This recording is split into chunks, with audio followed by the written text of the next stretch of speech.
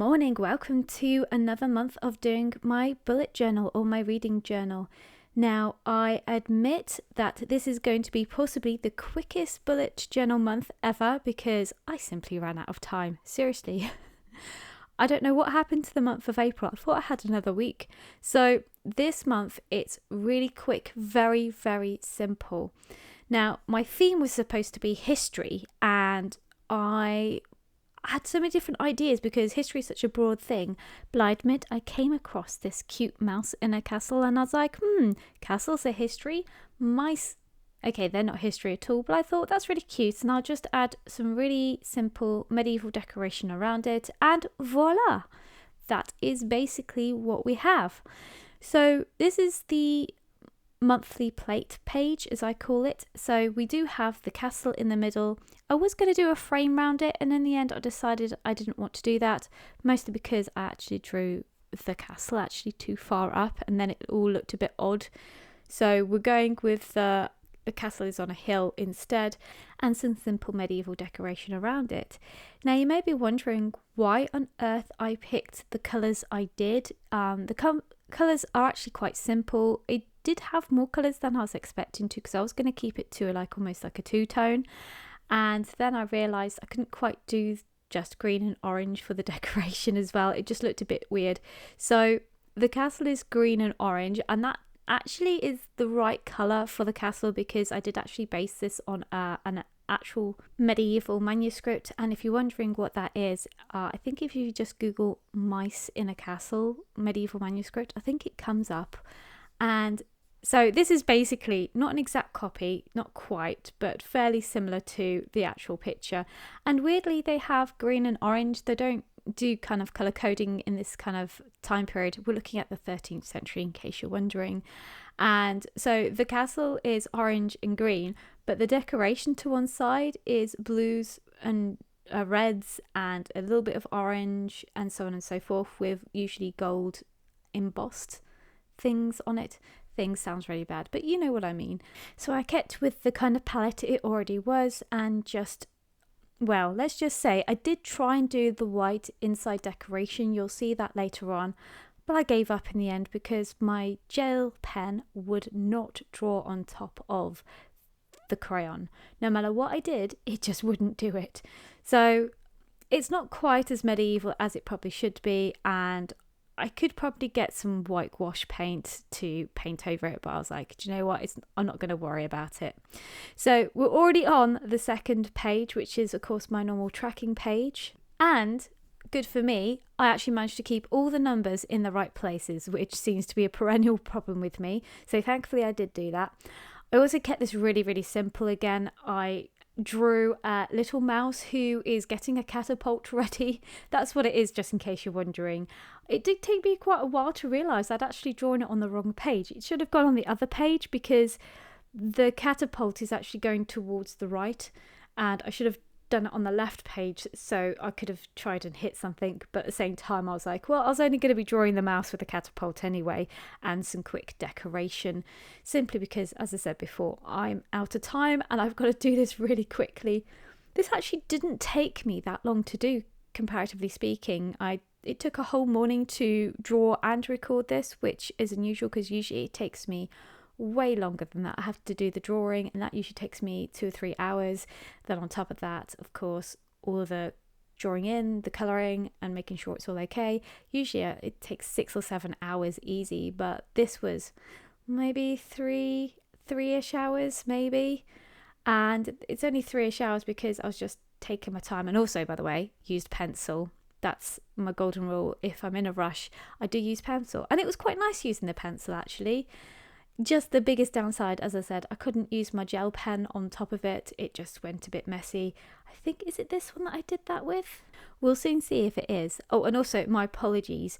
I had to film elsewhere as well. So where I filmed, there we go. It is this one that I tried to gel it, and you could see I just was really struggling. Anyway, my apologies for the filming as well with this, because I had to go film elsewhere. My headphones had broken, so I couldn't sit in the office and do it. My husband works in the office at the moment, and it's really noisy and also really boring because he has so many meetings, and I have headphones on to blank it out. And because my headphones broke, I couldn't do that. So I had to film elsewhere.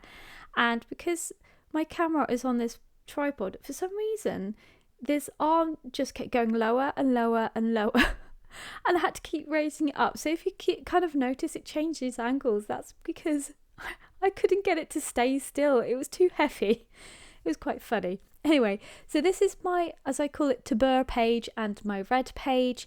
Again, I kept it very simple. I just had decoration on one side, very simple decoration. And then on the other, I did put the castle again because I really like the castle, and the mice are cute. By the way, the manuscript is quite nice in the fact that there's lots of tiny little scenes. It's very fragmentary, this manuscript. And you've got a cat in the castle actually at one stage, and the mice are fighting against the cat.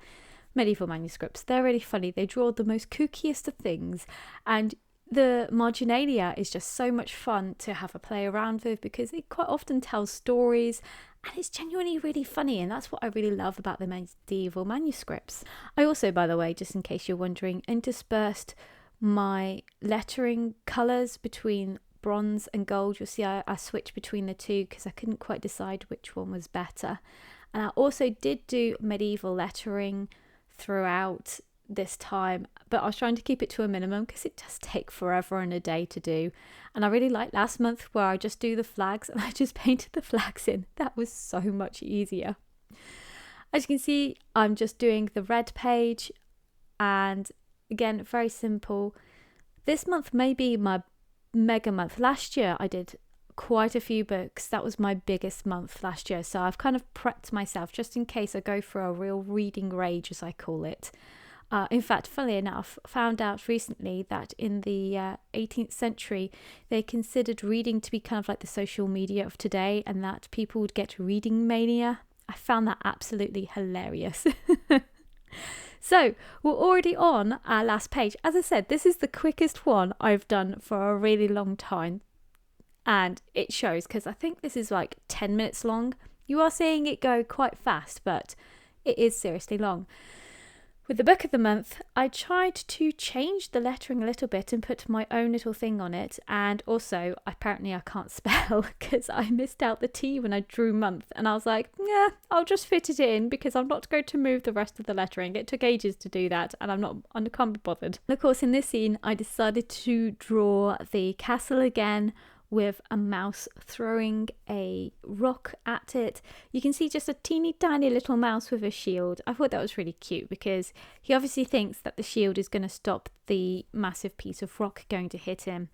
He obviously don't know very much about heavy rocks coming to hit, but I thought it was really cute. And of course it tells a little story as well, which I really like. I do try and sometimes tell stories.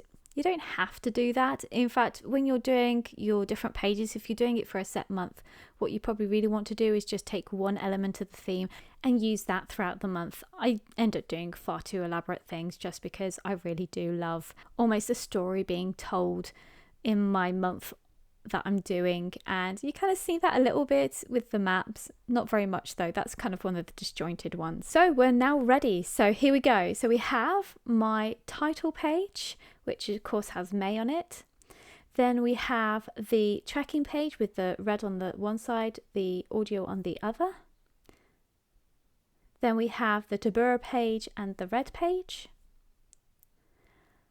And then last of all, we have the book of the month page. So as you can see, it's all really simple. And as I said, that's all I had time for. And all these elaborate spreads that you sometimes see, it does take a lot of work, but sometimes simple works best. And I think it worked really well here. Thank you for listening to my rambling and watching me create my reading journal for the month.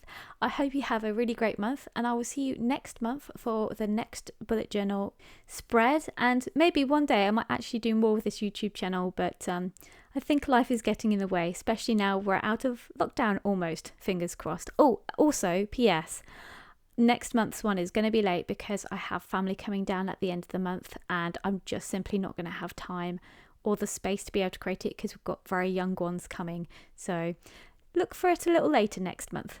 I'll see you next time. Bye for now.